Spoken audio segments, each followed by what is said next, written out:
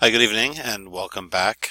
We are entering the seventh chapter of the textbook, so now we're looking at the concept of race and ethnicity, and this is actually a very fun area of sociology to get into.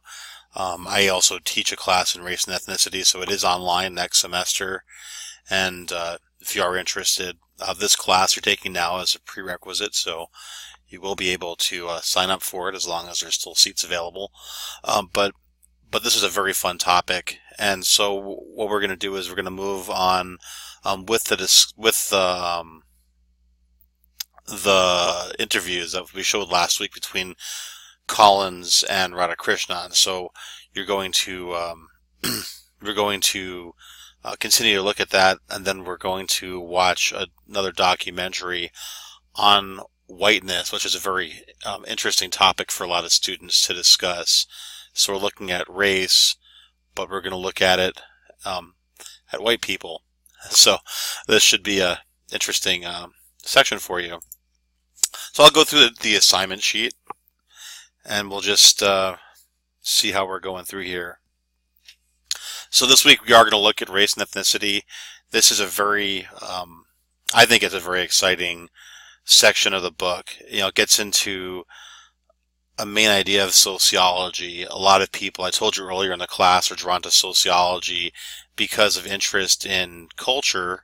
And with that, there's usually a strong interest in looking at race too. Not always, but this is generally an area that draws people in. So last week I had you watch a video that was filmed by Smita Radhakrishnan, and she's interviewing Patricia Hills Collins. And the way I came about using that video is Smita uses that in her class at Wellesley. So she teaches a global sociology class for an introduction class. And in making that class, she, with her budget, was able to go and interview some sociologists. And the main sociologist that we're interested in that she spoke with is Patricia Hill Collins, who is she's very well known, and Radhakrishnan interviewed her for her class, and I contacted her and asked her for permission to use the interviews in my class because I think they're so great, and she said, go ahead. So that's why we're using it. But Collins has very few interviews that are available for us to use. Because she's a practicing faculty and she's also an author, most of what we have on her are about her books.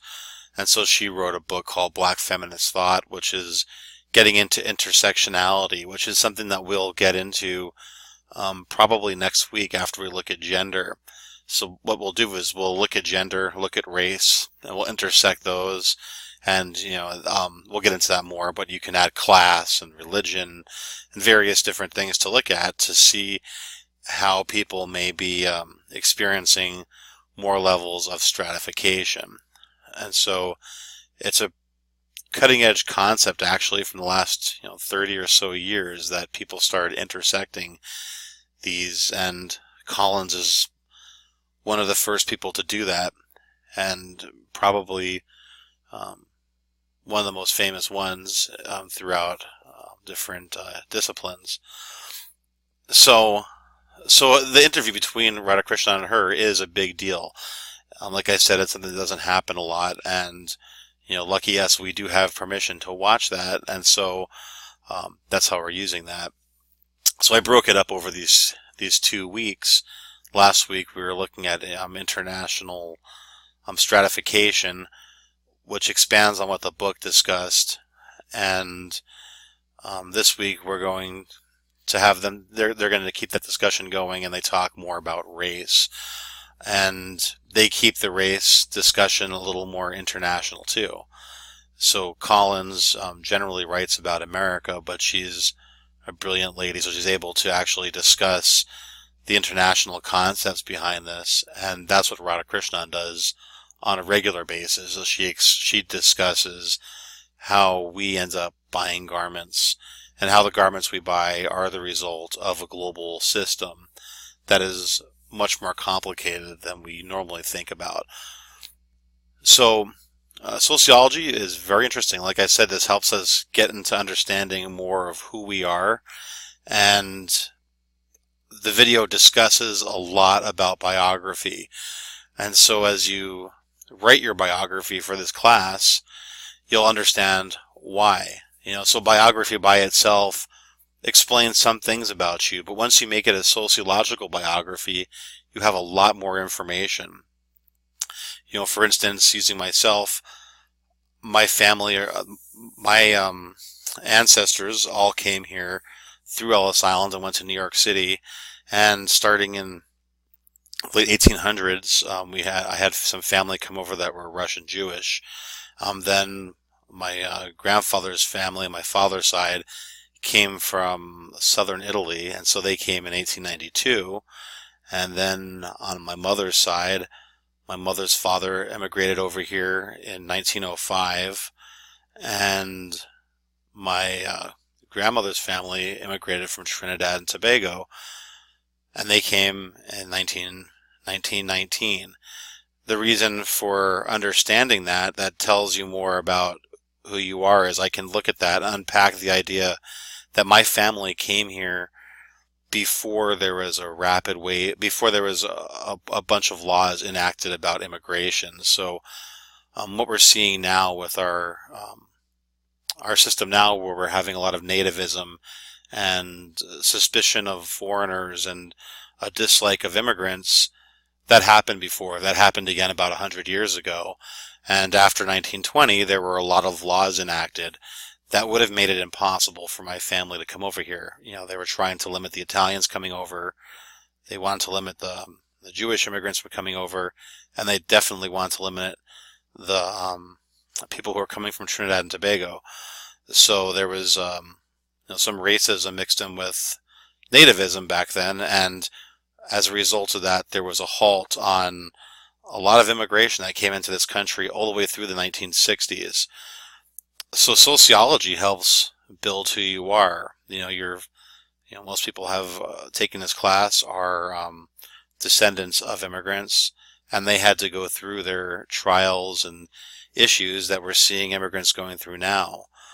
Ironically, a lot of people who are making those problems for the immigrants coming over now are themselves maybe second or third generation immigrants to America, and so it's very interesting to look at. And sociology looks at the reasons why it was difficult, on top of looking at the fact that it is difficult sometimes for people. We try to explain why people like many Italian Americans may have came over here as immigrants fairly recently and now have taken a nativist tone and are pushing for policies that are more restrictive on immigration. It's very complicated if you start thinking about that, because it kind of gets to our hypocrisy. But it's part of what makes the discussion interesting. So you're gonna get some more reason in looking at biography and why you mix sociology with it, because biography by itself, it tells something, but adding sociology makes the picture a lot clearer. There's 2 Dropbox assignments. There's one optional video you can watch which gives you a sociological explanation of race. Again, the first Dropbox is videos with Radhakrishnan and Collins, and there's a few questions on that. The second video is it's an MTV video actually, so it's not even a sociology video, but it's really well made. I was previewing it a couple of years ago for my race and ethnic class, and decided to use it for an intro class. And so I just added it to this class actually today as we speak, because I was having it sit in the back burner trying to figure out how to work it in. We're going to have 2 discussion posts on Chapter 7, and these will be a little more reflective, and so I'll get to those and we'll see. I'll show you what I mean. So here's those 2 videos. There's 5 questions on these 2 videos here, and then we have this MTV video. And again, we're going to look at whiteness, which is a topic that for some reason is very difficult for people to discuss. And I just want to kind of go over some of this here. Part of what your discussion is going to be. So as you play this video, go ahead and read the comments. They're pretty interesting. So it talks about how this video is racial generalization against white people. And so this is actually kind of normal. So when there's videos about race, when they start discussing white people, it generally is a very difficult topic for them to have, which I find pretty fascinating. You know, if you look at other minority groups, or you look at minority groups in general, they're pretty open to discussing race. But in even my race and ethnic class, I do a whole week, actually maybe 2 weeks, on whiteness just to discuss this concept, because it's a fluid concept. You know, a few years ago, Italian Americans and Jewish Americans weren't considered white. Now, a lot of them are considered white, and might even be mixed up in some white supremacy discussions. Again, it makes it an interesting topic because people don't step outside and look at the normal as being strange. So we're going to do that for our discussion.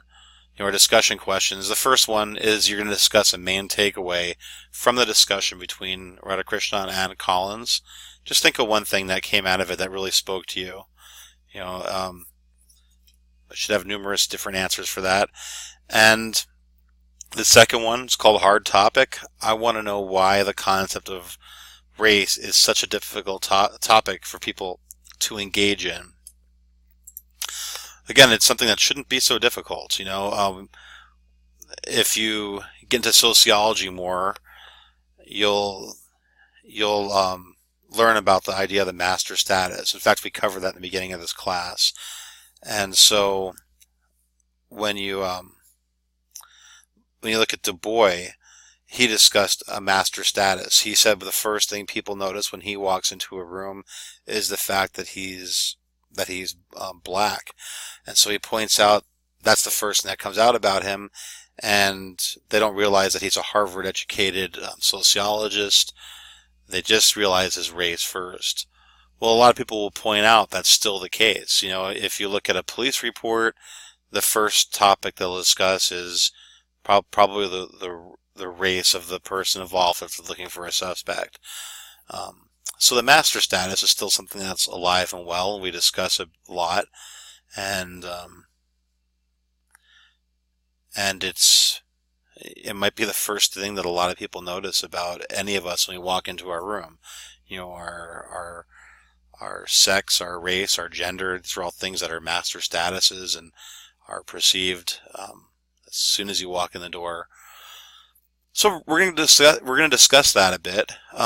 One point I want to bring out as we're discussing this, I want you to realize this is not a Facebook discussion. I want you to remain professional. You know, this is an educational discussion. So I don't want racism or sexism to fly around in these discussions. You know, I won't tolerate that. That's one thing that I will put an end to very quick. I want you to have an intellectual discussion on this and try to use this as an opportunity to learn and have fun with it. You know, I think this is probably one of the most fun discussions to have. You know, discussing race and ethnicity is wonderful. You know, this country, one common thing that we have is, for the exception of Native Americans, everybody else here is an immigrant, and all those immigrant groups had to go through different forms of discrimination, different trials, different obstacles to become Americans and to fit in. And some people have a more difficult time than others, you know, so it's easy to point out that there are some ethnic groups that are more stratified than others. So I want you to have fun with this and use it as a real opportunity to learn and grow. Again, if you have any questions, feel free to reach out to me. Send me an email on D2L. Thank you.